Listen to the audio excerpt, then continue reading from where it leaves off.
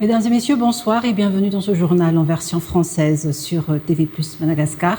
Nous sommes ensemble pour une quinzaine de minutes d'information. Alors je vous invite à suivre notre édition jusqu'à son terme. Et avant cela, je vous propose de suivre nos titres. La ministre d'État chargée de la réforme, Anchnen Razafmanantsou, a affirmé que la nouvelle feuille de route en préparation se distingue nettement de celle adoptée en 2009, élaborée par les Malagasy eux-mêmes. Ce document est piloté par le ministère d'État. La région d'Itas franchit un nouveau cap dans la surveillance climatique avec l'installation de 2 stations météorologiques stratégiques à Souavenandjin et un PEF dans le cadre du projet dynamique. Des infrastructures permettent désormais un suivi en temps réel du niveau du lac Itas et des principaux paramètres climatiques dont les précipitations, la température, l'humidité et les vents. L'euro repasse sous la barre symbolique des 5 milliards, un seuil qui n'avait plus été franchi depuis près de 10 mois.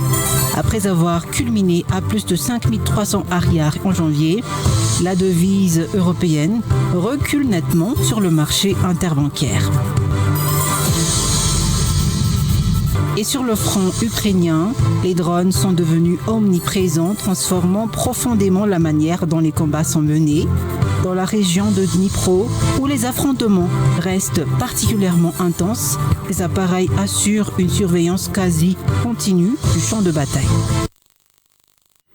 La ministre d'État chargée de la réforme, Anchnen Razafmanantsou, a affirmé que la nouvelle feuille de route en préparation se distingue nettement de celle adoptée en 2009, élaborée par les Malagasy eux-mêmes. Ce document est piloté par le ministère d'État. Toutefois, son application reste conditionnée à l'aval du comité de pilotage. Une instance mise en place par la présidence de la réforme est composée notamment du PRRM, du Premier ministre, des ministres de l'économie et des finances, de l'Intérieur, ainsi que du FFKM. La signature du chef de l'État marquera le lancement officiel du processus, contrairement à la feuille de route de 2009, centrée essentiellement sur la sortie de crise politique. Le nouveau texte ambitionne d'apporter des solutions globales aux défis sociaux, économiques et sécuritaires du pays, tout en répondant aux préoccupations de la population, selon les précisions recueillies par Mamtina Jemloul et Omega Ranevza. Une nouvelle feuille de route a déjà été élaborée par les Malagasy eux-mêmes et est prise en charge par le ministère d'État chargé de la réforme selon Anchnen Razafmanantsou ce jour.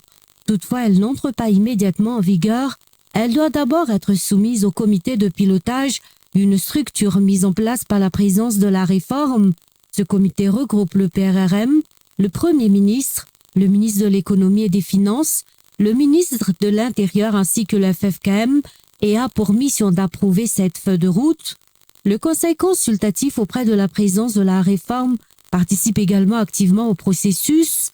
Tous les calendriers relatifs à la conférence nationale y sont intégrés. Les travaux se poursuivront après validation par le comité de pilotage et signature du président. Contrairement à la feuille de route de 2009, qui visait principalement à résoudre la crise politique et à sortir de l'impasse institutionnelle, la nouvelle feuille de route ambitionne de traiter les problèmes dans tous les domaines, social, économique, sécuritaire, ainsi que les préoccupations générales de la population. Le nouveau texte ambitionne ainsi d'apporter des solutions globales aux défis sociaux, économiques et sécuritaires du pays, tout en répondant aux préoccupations de la population. Le ministre a par ailleurs assuré que le calendrier de préparation de la conférence nationale est respecté. Les régions ont déjà accueilli des consultations préliminaires menées du niveau des Fouctas jusqu'aux régions. Ces échanges ont, selon lui, mis en évidence la volonté des citoyens de s'impliquer activement dans le processus de réforme et de transformation nationale.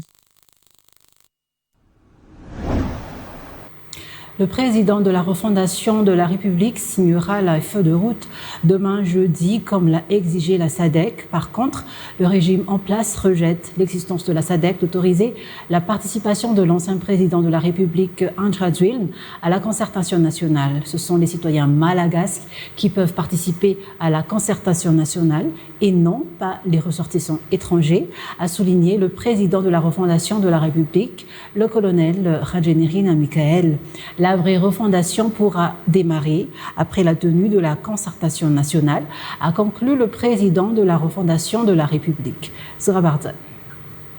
Le 28 février constitue l'échéance fixée par la SADC, la communauté de développement de l'Afrique australe, pour la transmission d'un rapport sur l'état de préparation au dialogue national accompagné d'un projet de feuille de route de la transition. Le président de la refondation de la République signera la feuille de route demain jeudi, une fois de retour de Paris. Par contre, le gouvernement ne pourra accepter le retour au pays de l'ancien président André Dzuil pour participer à la concertation nationale. La concertation nationale, c'est l'affaire des citoyens malagasy, a réitéré le président de la refondation malagasy, le colonel Michael Renirin. Concernant l'organisation de ce dialogue d'envergure nationale, le président de la refondation a ajouté que les membres de la diaspora doivent se concerter, eux aussi de leur côté, et qu'ils doivent faire parvenir leurs résolutions au gouvernement à Madagascar. La concertation nationale, parmi les priorités de l'administration de la refondation, devra déboucher sur l'organisation des élections. Aucune résolution établie au préalable ne sera présentée lors de la concertation nationale, a tenu à rassurer le président de la refondation de la République lors de sa rencontre avec les membres de la diaspora malagasy à Paris. Et je vous disais en titre, la région d'Itas franchit un nouveau cap dans la surveillance climatique avec l'installation de 2 stations météorologiques stratégiques à Sovnanjina et Ampef dans le cadre du projet Dynamique. Ces infrastructures permettent désormais un suivi en temps réel du niveau du lac Itas et des principaux paramètres climatiques dont les précipitations, la température, l'humidité et les vents. Opérationnelles depuis décembre 2025, elles fournissent des données essentielles à la gestion du trafic aérien par le ministère des Transports et de la Météorologie. À travers ce dispositif, le projet renforce les capacités de Météo Madagascar et améliore les services climatiques au profit des agriculteurs et des communautés rurales. Première Manana. La région d'Itas est réputée pour ses activités agricoles et touristiques, vient de bénéficier de nouvelles stations météorologiques permettant un suivi détaillé au climat local ainsi que de l'évolution du lac Itas. Grâce à ces installations, les populations locales sont mieux informées et peuvent anticiper les impacts des aléas climatiques. Dans le cadre du projet Dynamique coordonné par le CIRAD, une station météorologique synoptique a été installée à Sovnanjin sur le campus de l'université d'Itas.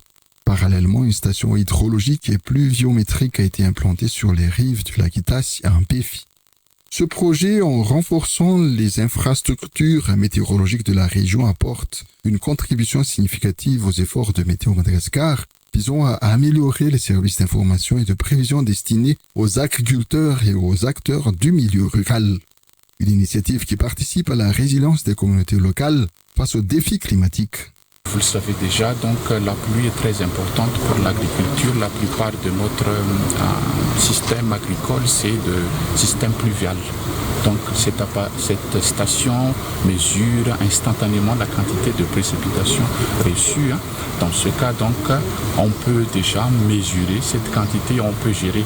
Et ce qu'il faut savoir, c'est que tant qu'on n'arrive pas à mesurer, on ne peut pas gérer. Donc ici, on peut mesurer, signifie qu'on peut gérer déjà l'eau qui tombe et conseiller donc les agriculteurs sur les pratiques ou les itinéraires agricoles.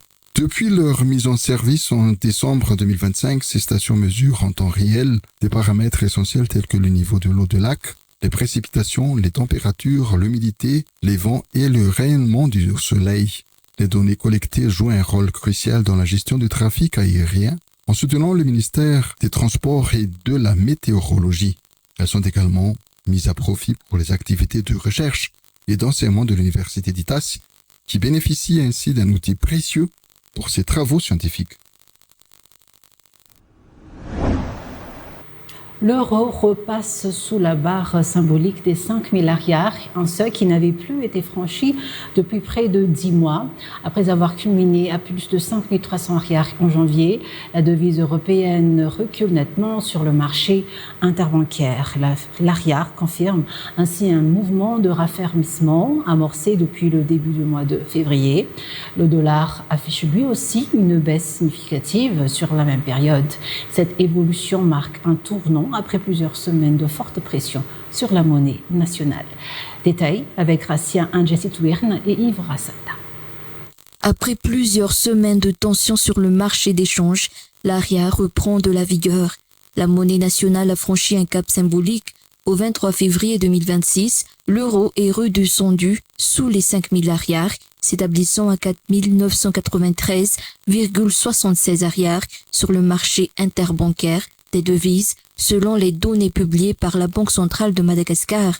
Ce passage sous un seuil psychologique majeur tranche avec la situation observée en début d'année. Le 6 janvier 2026, la devise européenne avait atteint un sommet de 5 309,78 arrières, illustrant une période de forte pression sur l'arrière. La dynamique semble désormais inversée. Il faut remonter à avril 2025 pour retrouver un niveau comparable. À cette période, l'euro évoluait encore en dessous des 5 000 arrières avant d'amorcer une progression continue qui l'a maintenu au-dessus de ce plancher pendant de longs mois. Le repli actuel met ainsi fin à près de 10 mois d'échange au-delà de cette barre. Le mouvement ne concerne pas uniquement l'euro. Le dollar américain suit la même trajectoire baissière. Coté à 4 284,91 arrières au 23 février, il affiche un recul marqué par rapport aux 4 484,22 arrières enregistrés le 27 janvier. En un mois, la devise américaine a ainsi perdu près de 200 arrières. Pour la Banque centrale, cette appréciation de l'arrière pourrait se prolonger à court terme, mais l'institution reste prudente. La stabilité du taux de change demeure étroitement liée au rythme des activités économiques nationales et aux équilibres extérieurs. Un répit donc pour l'arrière, dont la consolidation dépendra des fondamentaux économiques dans les semaines à venir.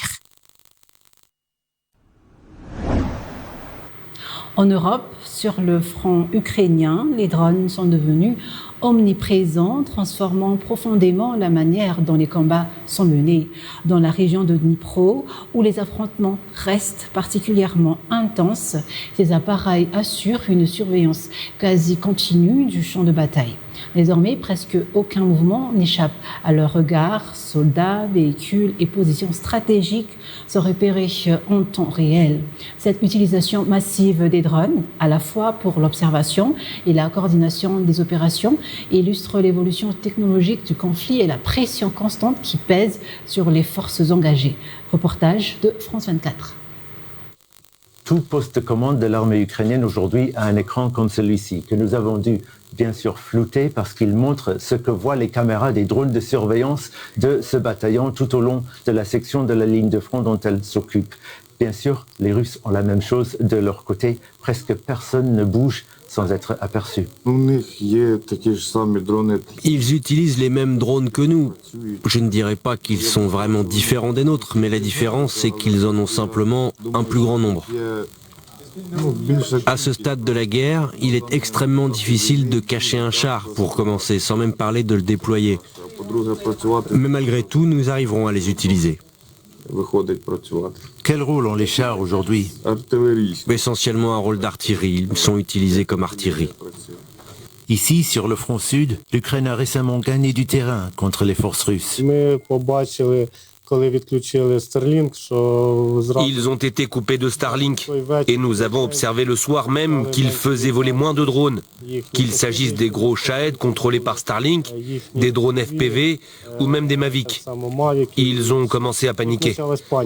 Les Ukrainiens ont profité de cette situation, mais selon Scala, il serait prématuré de parler de contre-offensive. Je pense qu'il s'agit plus d'opérations de stabilisation, ce que nos gars ont fait. Ils ont arrêté l'offensive ennemie et ont réussi à les repousser de certaines localités.